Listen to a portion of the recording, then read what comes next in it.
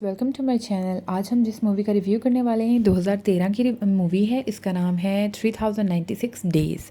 ये नाम मूवी का क्यों है ये आपको बाद में जाके पता चलेगा। इसकी IMDb रेटिंग है तकरीबन 6.5 आउट ऑफ 10 और अच्छी मूवी है। चलें शुरू करते हैं मूवी को। मूवी के शुरू में ही हम एक बच्ची को देखते हैं जो कि अपने बाप के साथ एक क्लब में या किसी पार्टी में बहुत इंजॉय कर रही होती है, डांस कर रही होती है। उसे देखकर ही पता चलता है कि वो अपने बाबा के साथ एक बहुत ही अच्छा रिलेशन रखती है और वो अपने बाबा के साथ बहुत खुश है, खेल कर डांस करके। जैसे भी अगली सीन में हम देखते हैं कि वही बच्ची सुबह सुबह किसी की शोर की आवाज़ से उठती है। वो और किसी का शोर नहीं, उसकी माँ का शोर होता है।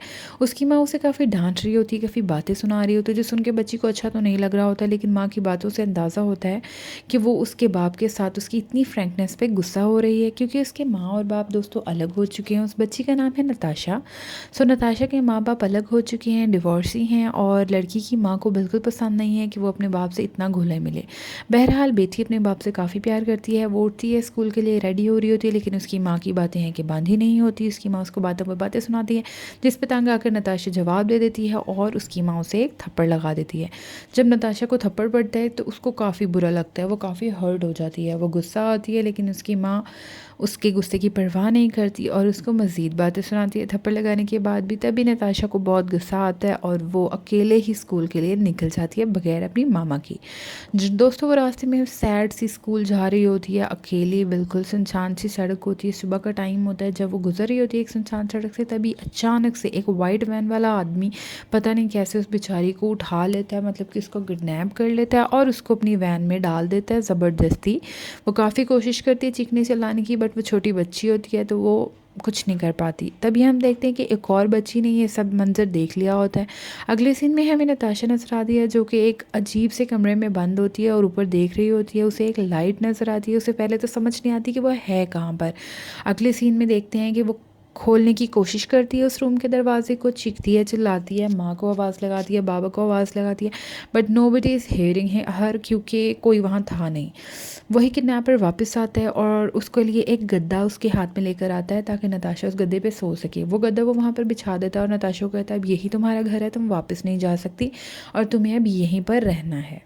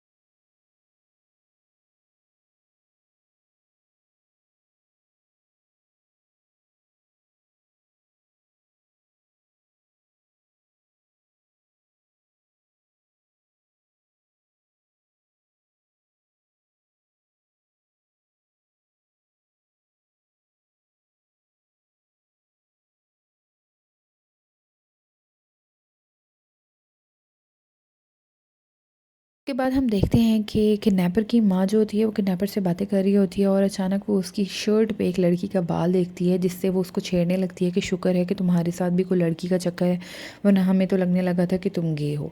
ये सुन के किडनैपर को काफ़ी गुस्सा आता है और वो जाकर नताशा के सारे बाल काट देता है, जिस पर नताशा बहुत रोती है, उससे बेग करती है कि प्लीज़ ऐसा मत करो। बट किडनैपर इतना क्रूअल होता है कि उसकी एक बात भी नहीं सुनता और उसके सारे बाल काट देता है। उसके बाद हम देखते हैं कि नताशा अब गंजी हो चुकी होती है, लेकिन वो उसके साथ बैठकर खाना खा रहा होता है किडनैपर। और उसके बाद वो उसे कहता है कि मेरी मॉम घर पर नहीं कुछ दिनों के लिए, तो तुम अब मेरे साथ ही सोओगी और रहोगी। उसके बाद वो उसे क्रिसमस पे काफ़ी गिफ्ट देता है उसको खुश करने के लिए, और वो थोड़ी बहुत खुश हो भी जाती है और उसको एक नया नाम भी देता है विवी, जो कि नताशा को बिल्कुल पसंद नहीं आता। उसे विवी नाम कभी पसंद नहीं आएगा, उसका नाम नताशा है और वो अपना नाम याद रखना चाहती है। अगले सीन में हम देखते हैं कि नताशा की माँ आज भी इतने सालों बाद अपनी बेटी को बहुत याद करती है और एक उम्मीद रखती है कि शायद उसकी बेटी कहीं से आ जाए। आज भी वो उसे याद करके बहुत रोती है दोस्तों। उसके बाद हम देखते हैं कि जो किडनैपर होता है, क्रूअल किडनैपर, वो बेचारी नताशा कमज़ोर सी लड़की से घर के सारे भारी भरकम काम करवाता है और नताशा के पास कोई चॉइस नहीं होती और उसको वो सारे काम करने पड़ते हैं। उसके बाद हम देखते हैं कि किडनैपर बाहर कहीं जा रहा होता है। नताशा उससे रिक्वेस्ट करती है कि क्या तुम मुझे भी लेकर जा सकते हो, जिस पर वो उसे कहता है कि अगर तुम बहुत अच्छे से बिहेव करोगी और अच्छी बच्ची बनकर रहोगी तो मैं तुम्हें स्नो डाइविंग पे लेकर जाऊँगा जब स्नो आएगी। जिस पर नताशा थोड़ी नॉर्मल हो जाती है कि चलो ठीक है। उसके बाद हम देखते हैं कि जो किडनैपर होता है वो मार्केट जाता है और वहाँ पे जाकर कुछ शॉपिंग कर रहा होता है, और जब वो घर आता है तो वो पहली बार नताशा के साथ इंटीमेट होता है। उसके बाद वो नताशा उससे रिक्वेस्ट करती है कि उसे बाहर जाना है। पहली बार वो उसे गार्डन में जाने की इजाज़त देता है, जहाँ नताशा को जाकर बहुत अच्छा लगता है खुली फिज़ा में सांस लेकर। अगले सीन में हम देखते हैं कि किडनैपर और नताशा बैठे खाना खा रहे होते हैं, लेकिन वहाँ पर नताशा को इतनी भूख लग रही होती है कि अपनी प्लेट से खाने के बाद भी वो किडनैपर की प्लेट से छीन कर खाने लगती है, जिस पर किडनैपर उसको बहुत मारता है, उस पर बहुत जुल्म करता है, उसको बहुत मारता है और दोबारा से उसके बाल काटने लगता है। लेकिन इस बार नताशा उसे किसी तरह मना लेती है कि उसके बाल ना काटे, और पता नहीं कैसे पर वो उसकी बात मान लेता है। उसके बाद हम देखते हैं कि बहुत ही मुश्किलों से नताशा की किस्मत खुलती है और उसे बाहर जाने का मौका मिलता है। वो किडनैपर उसे अपने साथ बाहर लेकर जाता है। बाहर की दुनिया देखकर नताशा को बहुत अजीब सा लग रहा होता है। इतने सालों के बाद वो दूसरे चेहरे देखती है, लोगों को खुश देखकर उसे खुशी भी हो रही होती है, अच्छा भी लग रहा होता है, लेकिन अंदर एक अफसुर्दगी भी होती है कि वो इन सब का हिस्सा होती है अगर उसके साथ ये सब ना हुआ होता। उसके बाद हम देखते हैं कि किडनैपर नताशा को अपने साथ एक सुपरमार्केट में लेकर आता है। उस सुपरमार्केट में नताशा को थोड़ा सा टाइम अकेले मिलता है। यहाँ उसके पास एक चांस होता है कि वो वहाँ से भाग जाए, किसी तरह अपने आप को बचा ले, बट वो इतनी डरी हुई होती है, उस किडनैपर का खौफ उस पर इस तरह तारी होता है कि वो बेचारी भाग नहीं पाती और वहीं रह जाती है और उसके साथ किडनैपर के वापस आ जाती है। घर आकर वो अपने आप को बहुत कोसती है, अपने आप को बहुत बुरा भला कहती है। उसके बाद हम कुछ सीन्स देखते हैं जहाँ पे हमें वो किडनैपर और नताशा नज़र आती हैं, जहाँ पे जो किडनैपर है वो नताशा की वीडियोस बनाता है और उसको फिर बाद में इनअप्रोप्रिएट तरीके से छूता है, जो कि नताशा को बिल्कुल भी अच्छा नहीं लगता और वो उससे पूछती है कि तुमने मुझे ही क्यों चुना। इस पर वो बताता है कि उसने पहली बार नताशा को जब देखा था तो वो उसके अपनी मॉम के साथ थी। उसे नताशा की स्माइल बहुत अच्छी लगी थी। उसने उसी वक्त सोच लिया था कि उसे नताशा चाहिए, तभी से वो प्लानिंग करने लगा था नताशा को पाने की, उसे किडनैप करने की। सबसे पहले तो वो उसकी 6 महीने लगा कर जो है उसकी सारी खबर इकट्ठे करता है। उसके बाद अपना जो बेसमेंट बनाता है उसमें उसको तकरीबन 1 साल लग जाता है। सो दोस्तों आप देख सकते हैं कि उसने ये सब कितने प्लानिंग से किया था। उसके बाद वो नताशा का हाथ पकड़कर वहीं पर सो जाता है और नताशा अपने आप को फिर से कोसने लगती है और मरना चाहती है। अब वो मरने के लिए अपने कमरे में स्मोक कर देती है, लेकिन स्मोक से उसे कुछ भी नहीं होता। यहाँ पर होता है उसको पता चल जाता है कि नताशा ने ऐसी हरकत की है और इस हरकत पे उसको इतना ज़्यादा गुस्सा आता है कि वो आकर नताशा को मारना शुरू कर देता है। वो उसको काफ़ी ज़्यादा मारता है, उसको थप्पड़ मारता है, उसको मुक्के मारता है और उसको पता नहीं क्या क्या मारता है और उसको कहता है कि तुम अपनी जान नहीं ले सकती क्योंकि तुम्हारी जान पे सिर्फ़ और सिर्फ मेरा हक है, इसलिए तुम मर भी अपनी मर्ज़ी से नहीं सकती। तो दोस्तों यहाँ आप देख सकते हैं कि नताशा की हालत बहुत बुरी है। एक तो ताउम्र कैद और ऊपर से ये तशद्दुद, ये मार पिटाई। उसके बाद नताशा की एक आदत होती है कि उसके साथ जो भी वो जुल्म ज़्यादती करता है उसको वो टिश्यू पेपर पर लिखती है। ये उसकी एक रूटीन बनी होती है और वो हमेशा ऐसे ही करती है। उसके बाद हम देखते हैं कि अब स्नो का मौसम आ चुका होता है और जैसे कि उसने वादा किया होता है कि वो उसे स्नो डाइव पे लेकर जाएगा, तो उसे लेकर जाता है। तो उसे जब वो वहाँ पर होती है तो उसको एक चांस मिल जाता है नताशा को कि वो मदद मांग सके। वो एक लड़की से वॉशरूम में जाकर मदद मांगती है, लेकिन जैसे कि उसकी लैंग्वेज उस लड़की को समझ नहीं आती है तो इसलिए वो उसकी हेल्प नहीं कर पाती और किडनैपर ये सारी बातें सुन लेता है, जिस पर उसे बहुत ज़्यादा गुस्सा आता है। और इसके बाद जब वो नताशा को वापस घर लेकर जाता है तो फिर से वो उसको मारता है और उसके साथ बुरा करता है।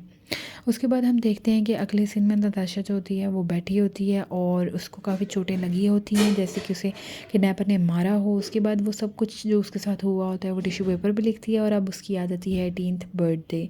उसकी बर्थडे पे उसको 2908 दिन यहाँ पे रहते रहते हो चुके होते हैं। वो किडनैपर उसको काफ़ी अच्छी ड्रेस देता है, उसको थोड़ा स्पेशल फील कराता है, उसके लिए गिफ्ट लेकर आता है और उसके साथ डांस वगैरह करता है।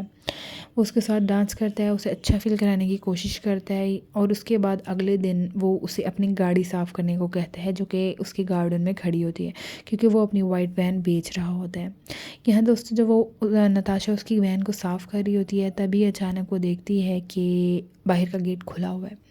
ये जब देखती है तो उसके दिल में ख़्याल आता है कि क्यों ना वो यहाँ से भाग जाए, this is the only opportunity. But तभी अचानक से किडनैपर वापस उसके पास आ जाता है और तभी किडनैपर का फ़ोन आता है और वो वापस आता है, लेकिन उससे 2 सेकंड के बाद वापस चला भी जाता है। नताशा को अब चांस मिलता है आ रही हैं पार, तो वो बिना इधर देखे उधर देखे वहाँ से भाग जाती है। दोस्तों जब वो गेट क्रॉस करती है तो वो इतना भागती है कि वो पीछे मुड़कर देखती ही नहीं है कि कोई उसके पीछे आ रहा है या नहीं, किडनैपर को पता चला या नहीं। वो बस भागने पे कमर उसने पकड़ी होती है और उसने बस भागना होता है और भाग कर पता नहीं कहाँ पहुँचना होता है। जब किडनैपर को पता चलता है कि वो भाग गई है, नताशा को खो बैठा है और अब नताशा उसे नहीं मिलने वाली, तो उसका मुँह देखने लायक होता है। This is the best scene of the movie. Anyways Natasha भागते भागते एक बहुत ही ओल्ड लेडी के फार्म में जा पहुंचती है। वहाँ वो जब बैठी होती है तब हमें मूवी का नाम 3096 डे नज़र आता है, जिससे हमें पता चलता है कि इस मूवी का नाम ये 3096 डे इसलिए क्योंकि वो इतने दिन नताशा अपने घर से दूर रहती है। उसके बाद नताशा पुलिस के हवाले कर दी जाती है। वो पुलिस को बताती है कि वो इतने साल पहले गायब हो गई थी, गुम गई थी। पुलिस वाले उसके माँ बाप को ढूंढ कर बुला लेते हैं and this is the most emotional scene, जब माँ बेटी एक दूसरे को हग करते हैं after so many years, finally ये मिल जाते हैं। उधर हम देखते हैं कि जो किडनैपर होता है वो पागल हो चुका होता है, उसको हर वक्त पुलिस का जो है खौफ सताता है, तो वो जाकर ट्रेन के नीचे लेट जाता है और ख़ुद ही अपनी जान दे देता है, मतलब खुदकुशी कर लेता है। और अब जो है किडनैपर का किस्सा ख़त्म हो जाता है। ये किडनैपर वैसे ही मुझे कोई साइको लग रहा था और यकीनन ये एक साइको ही है। एनीवेज़ ये एक बहुत ही सैड एंड इमोशनल सी मूवी है कि लोग दुनिया में किस किस्म के होते हैं, वो क्या क्या करते हैं।